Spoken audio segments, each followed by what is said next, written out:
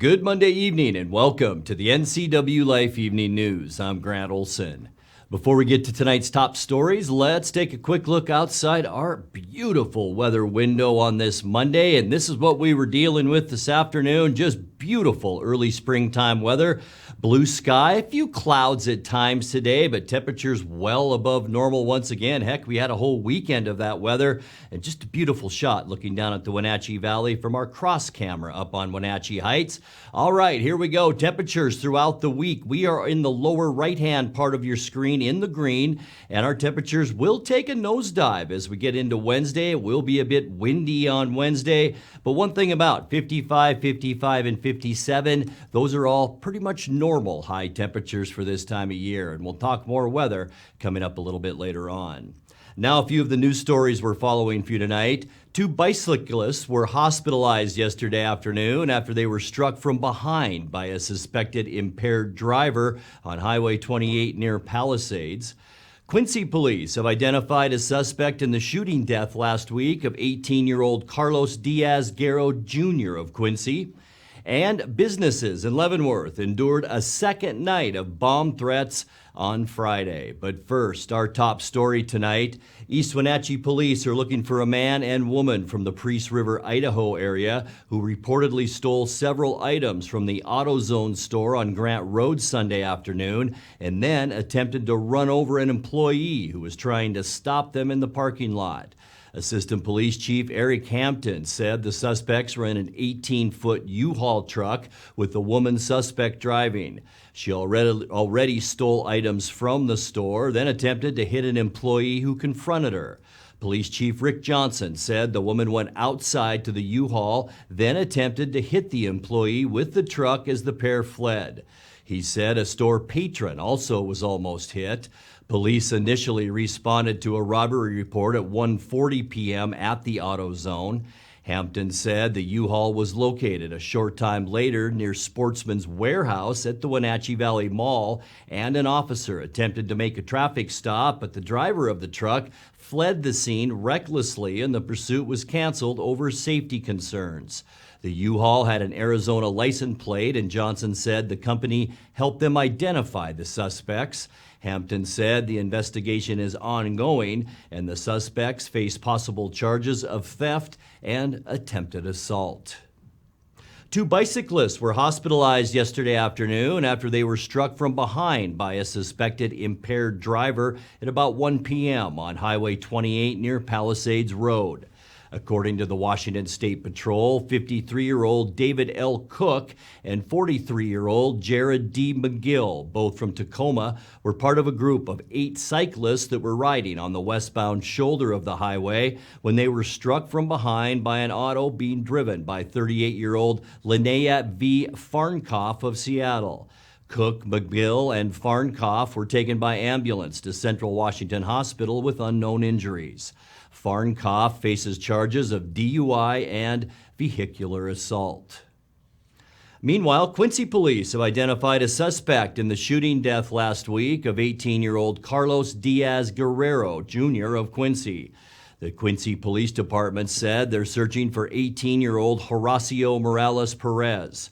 Perez is accused of firing a handgun from a moving vehicle about 11:40 p.m. last Wednesday near Ancient Lakes Elementary. He reportedly fired once, fatally striking Guerero. Guerero was taken by a friend to Quincy Valley Medical Center where he was pronounced dead. Perez is described as 5'9", 175 pounds. Anyone with information on his whereabouts or information on the shooting is being asked to contact Quincy Police Detective Jaslyn Silva at 509-787-4718. Businesses in Leavenworth endured a second night of bomb threats on Friday. Chelan County Sheriff's deputies say a caller contacted 2 downtown restaurants after 7 p.m. to report leaving a package on their premises and urging them to evacuate. No devices were found. The calls followed a round of similar threats on Thursday night, which led authorities to clear residents and bystanders out of the downtown area for about 4 hours. No arrests have been made in any of those incidents, and police continue to investigate. Well, when we come back, Chelan and Douglas County firefighters responded to a laundry fire at Mission Ridge Ski and Board Resort early this morning. A man who assaulted two Wenatchee police officers 7 years ago cannot withdraw his guilty plea in the crime. Washington's Attorney General wants the state Supreme Court to overrule the judge who struck down a new capital gains tax. And for the third year in a row, the COVID-19 pandemic has disrupted plans for cultural exchange between the Wenatchee Valley and its sister city of Misawa, Japan. I'm Grant Olson, and you're watching the NCWLIFE Evening News.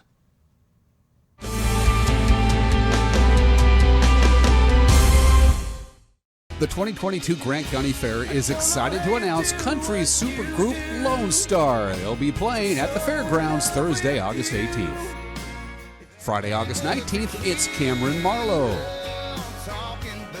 And on Wednesday, August 17th, it's the tribute bands Jukebox Heroes, Barracuda, and Stone in Love. Three of the premier tribute bands on the West Coast. The VIPC tickets go on sale March 11th. The Grant County Fair, August 16th through the 20th. Introducing Alpine Airman. Because every home needs a superhero to eliminate poor indoor air quality, send inefficient operating equipment packing, and cut high energy bills down to size. For heating or cooling and equipment replacement, turn to the experts and the superheroes at Carrier and Alpine Air. We offer the best deals on high-efficiency Carrier products, along with friendly, knowledgeable service and incredible savings to fit your budget.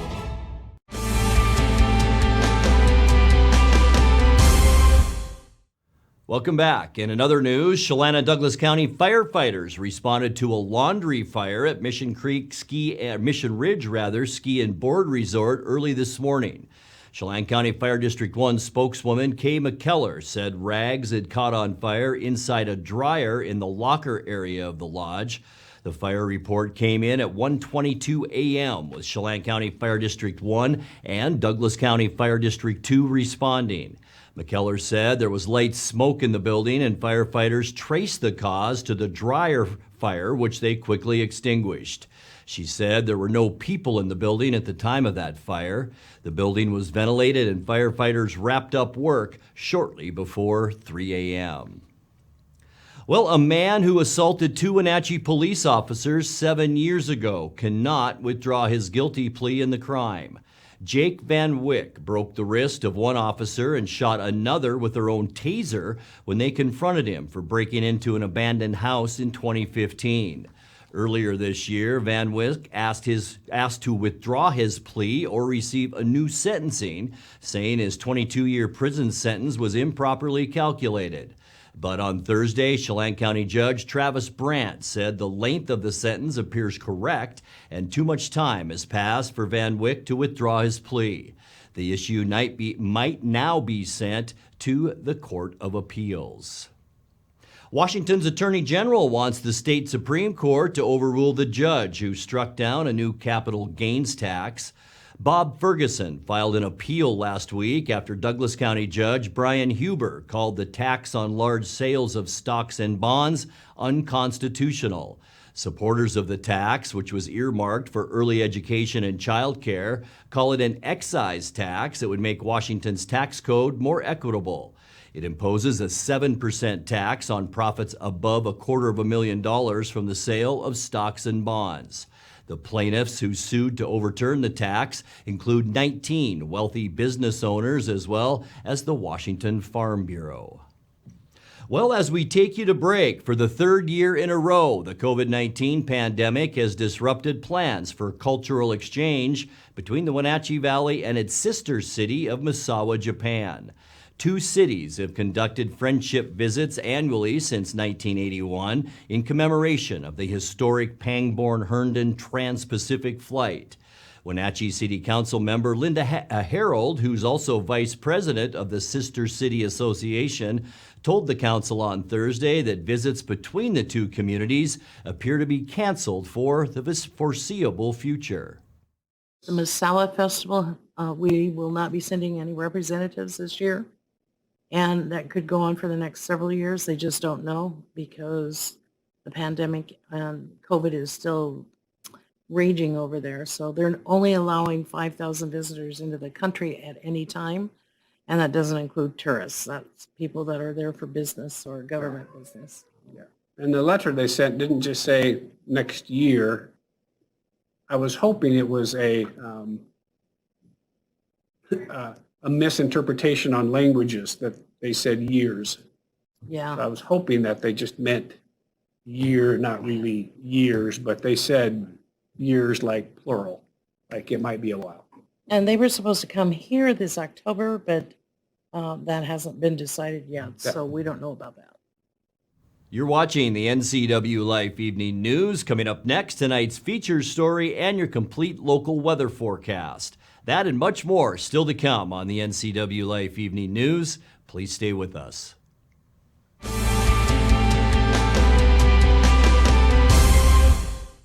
I'm John Divis from Wenatchee Dental Arts, and I like to think myself as a comprehensive dentist. We are an office that treats people comprehensively for their dental problems. We do a lot of general dentistry in a broad sense. We don't send everything out. Things that we have the ability to do in the office, we like to keep in the office and under one roof and keep things as complication-free as possible. You can come to one place and have all their dental needs taken care of.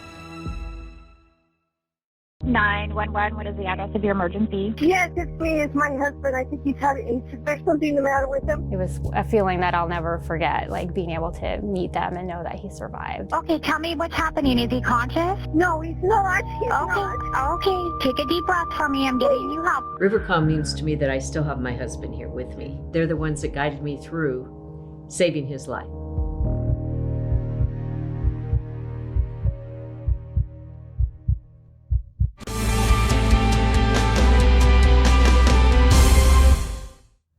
Welcome back to the NCWLIFE Evening News. In tonight's features story, Washington's new $17 billion package of transportation bills got signed into law twice on Friday, once in Mukilteo and once at Tacoma. The Move Ahead Washington legislation funds efforts to decarbonize Washington's vehicle fleet, electrify its ferry system, and reduce emissions while replacing aging road and bridge infrastructure. Governor Jay Inslee and other state officials had this to say.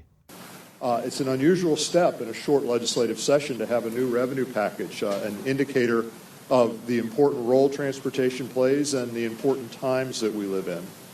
This legislation will allow our agency to move ahead with transitioning our fleet, including the fleet that sails behind us, to cleaner electric and hybrid electric ferries and buses and other vehicles. It also supports active transportation so that Washingtonians can choose to walk or bike to their destinations and feel safer doing so.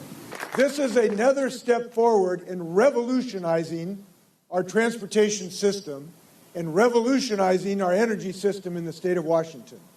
And it is built on the sure knowledge that Washington State, again, is leading the nation in building a new economy, a safer, cleaner, more productive job creation engine, more than we ever have in the history of the state of Washington. And I think that's exactly what we are doing. We are revolutionizing the world in Maltby, Washington, in Group 14, where we are building new kinds of batteries to power our electric cars. We are revolutionizing the production of solar cells in Bellingham. We are revolutionizing fuel cells in the Soto region. We are revolutionizing the solar energy in Lind, Washington, in southeast Washington. And this bill and this revenue package leads another step forward in that revolution. But I want to take for a moment to talk about why we are doing this, why we are so committed to a new energy future and transportation future in the state of Washington. I wanted to say this.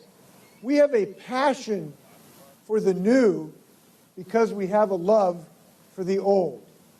We love our old forests, and so now we need new solar energy.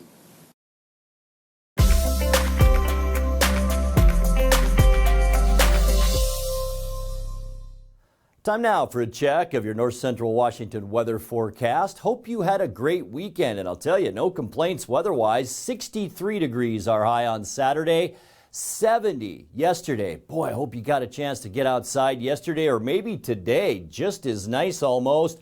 Lots of clear skies out there today, sunshine and above normal temperatures all across north central Washington. Beautiful shot of the Wenatchee Valley from our cross camera up on Wenatchee Heights. 67, our unofficial high today. Another beauty. 56 is our normal high for this time of year. 78, our record, and that was set back in 1994. We started off the day very mild, and that helped us get to that 67 today. 37 is our normal low, and 22 our record set in 1998. Sunrise 6:47 now, and our sun sets at 7:25. Taking a look at our Tuesday temperatures. Get ready for more of today. It is going to be a beauty out there tomorrow as well. Maybe, just maybe, a few more clouds, but temperatures still way above normal. 69s for Moses Lake, Ephrata, and Quincy. Just a little bit cooler back to the west and northwest. Lots of 67s. Eniat and Chelan, Wenatchee will be at 68 tomorrow,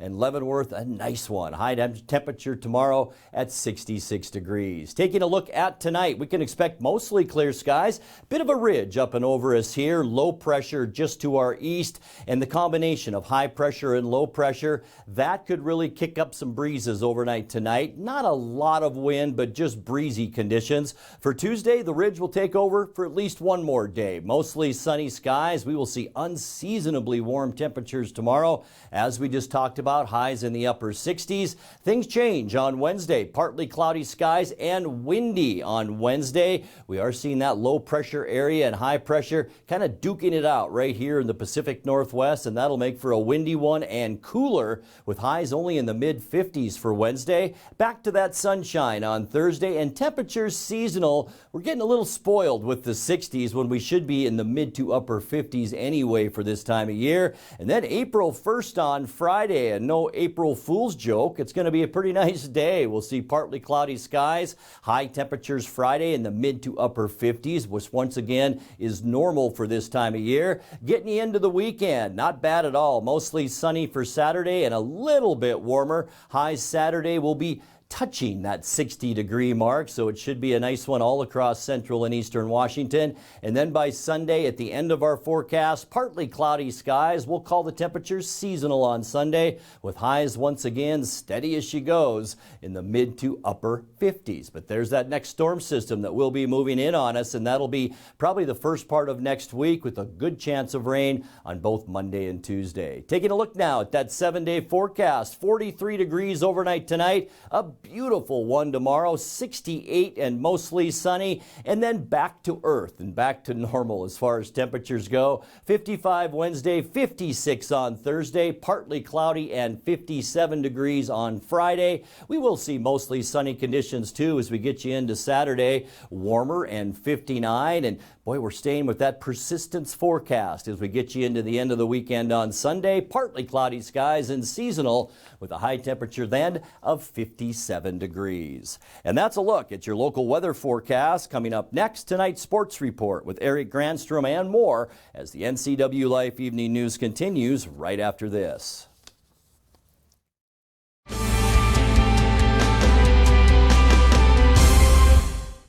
News, weather, and sports. It's all here weekdays at 5, 6, and 10 on your local news source, the NCWLIFE channel.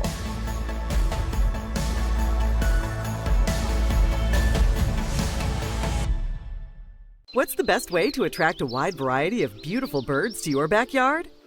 By offering the birds the right foods in expertly designed bird feeders from Wild Birds Unlimited. Whether you've been feeding the birds for a while or are just getting started, let our backyard bird feeding specialists show you how to add a little joy to your life and make nature a part of every day. Shop now for exclusive bird foods, feeders, hardware, and more. Wild Birds Unlimited. Products designed by experts. Trusted local advice. And now it's a sports update on the NCWLIFE channel.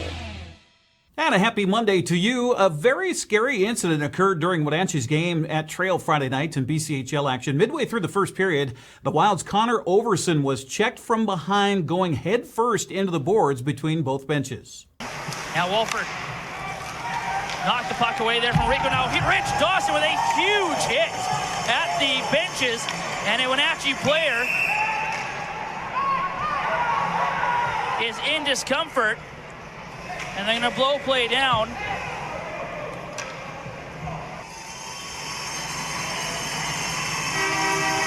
So Connor Overson being taken off the ice here now.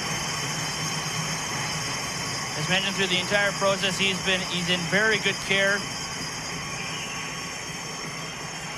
as we wait for the on-duty paramedics. Again, there's off-duty paramedics here that are attending to Connor Overson, so he's in very good hands. It was 25 minutes while they were tending to Overson on the ice. In fact, it was so scary, they canceled the rest of the game. Overson was taken to a nearby hospital where he was thoroughly examined and thankfully determined to be okay. In fact, he was sent back to the team hotel and was able to see his teammates Saturday morning before his parents took him back home to Richland to rest and recuperate. Well, as you could imagine, after such an emotional night Friday night, Wenatchee didn't have much left in the tank. Saturday fell to Cranbrook 4-0. The Wild return home this week to prepare for the playoffs against Salmon Arm. The best of 7 series begins Friday and Saturday with games 1 and 2 in Salmon Arm. Series will then shift to the Town Toyota Center for games 3 and 4 next Tuesday and Wednesday. Tickets available online at WenatcheeWildHockey.com.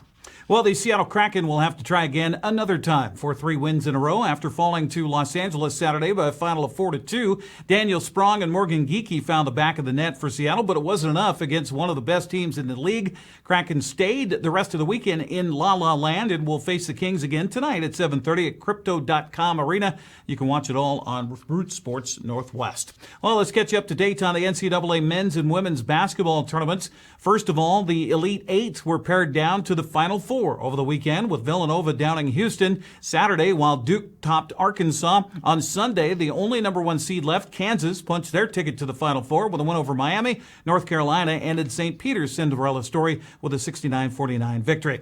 That sets up the Final Four for this Saturday in New Orleans as Villanova plays Kansas at 3:09 on TBS. It's followed by North Carolina and Duke, 5:49 in the afternoon. The championship set for a week from today. NCAA women's tournament field was also narrowed down over the weekend as half of the Final Four was set yesterday with South Carolina down in Creighton and Stanford outlast Texas. Coming up today, UConn facing NC State on right now on ESPN. Haley Van List Cardinals take on Michigan at 6 o'clock also on ESPN. How about Haley? She had 23 points in the win on Saturday over Tennessee. It was a weekend of upsets at the NWAC men's basketball tournament over in Everett. Third-seeded Bellevue upseeded top-seeded Wenatchee Valley 84-67 in Saturday's semifinal. Knights will had a brief lead, just under 5 minutes to go, but couldn't hold on. Yacobo Valley topped Olympic and then beat Bellevue Sunday to win the NWAC championship. Mariners got some good pitching and timely hitting in a 7-1 win over Oakland in Cactus League play yesterday.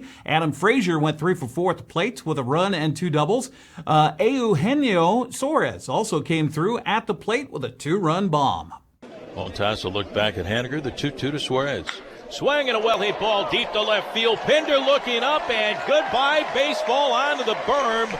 Underneath the scoreboard and left, Eugenio Suarez with a 2-run home run. And it's now the Mariners 3 and the Athletics nothing.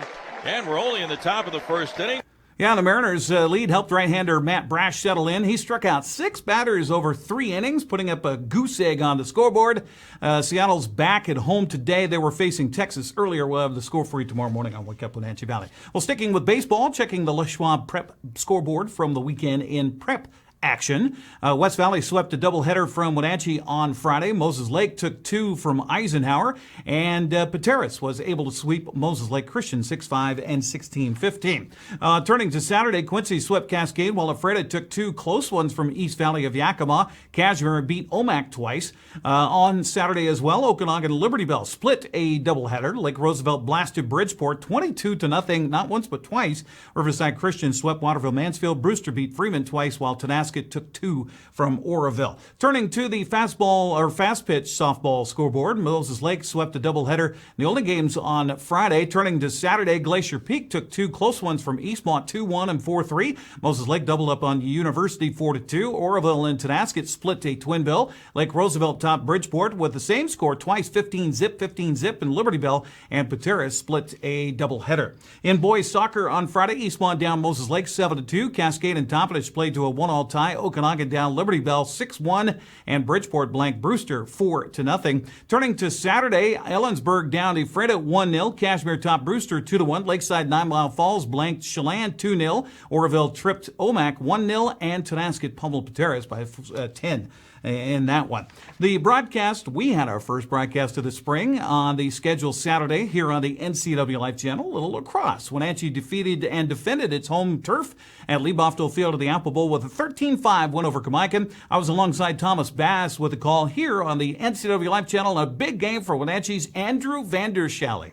There decided to be a goalie, and it turns out he's been really good. Oh, right in front, and a goal scored for Wenatchee here in the opening moments, and connect it, Andrew Vandershalle.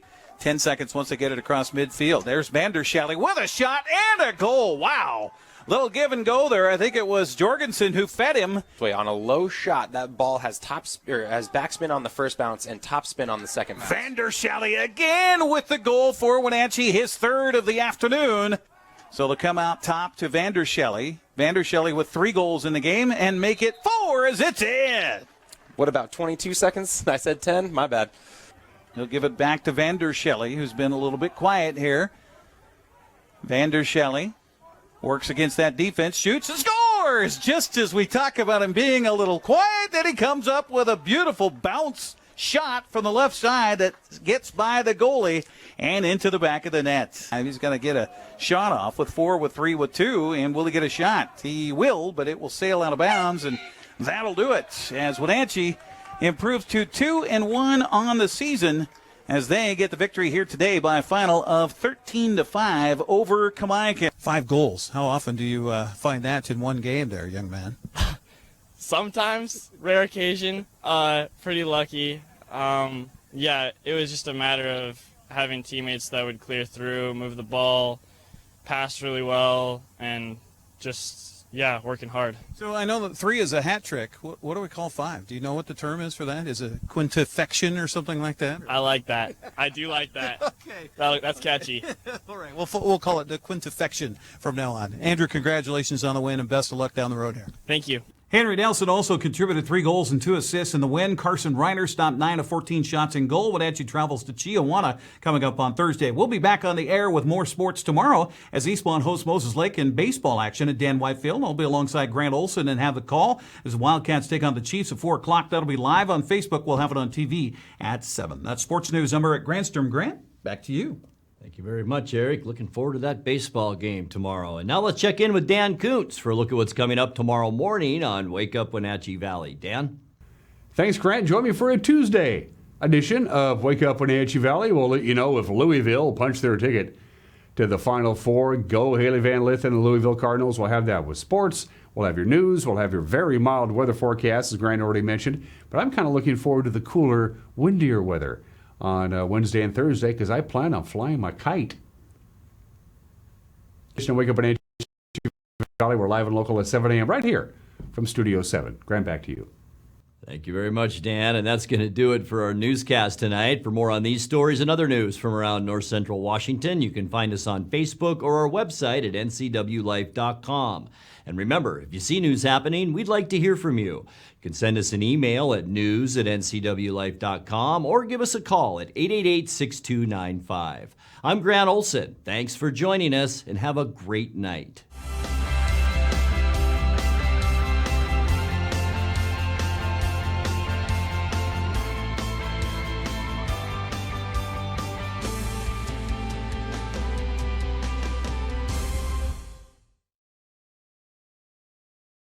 Watch Vibrant Living, brought to you by the Wenatchee Valley Senior Activity Center. Find out about programs and activities for ages 50 and over, and meet amazing seniors who contribute to our community. New episodes Sundays at 1:30 p.m., replayed throughout the week on the NCWLIFE channel. NCWLIFE really does a great job of exposing our brand. It's a little scary at first, right? You're just throwing money out there hoping it comes back. And to see those results come back through and see people walk through the door and say, hey, saw your TV advertisement. Those are the kinds of things that you see the return on. And when you look at the cost spent, you know you're making a return on it. There's a huge market here and market potential, and they are a great avenue for that.